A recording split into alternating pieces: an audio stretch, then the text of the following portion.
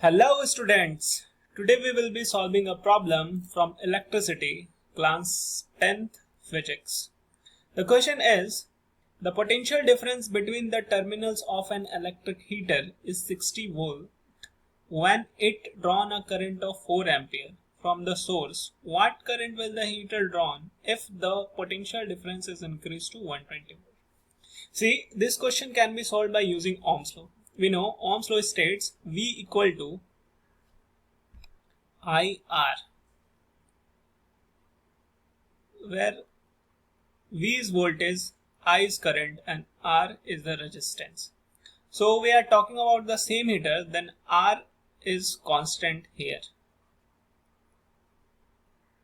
If R is constant, then we can also say the ratio of V by I is also constant. Now we can use this expression as V1 by I1 equal to V2 by I2.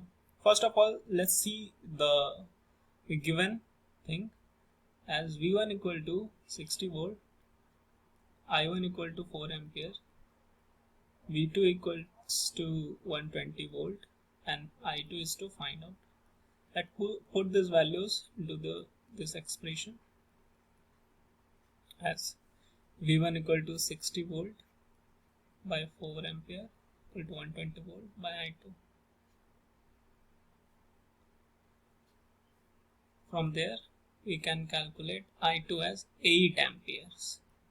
That's all. Thanks for watching the video. Please subscribe our YouTube channel.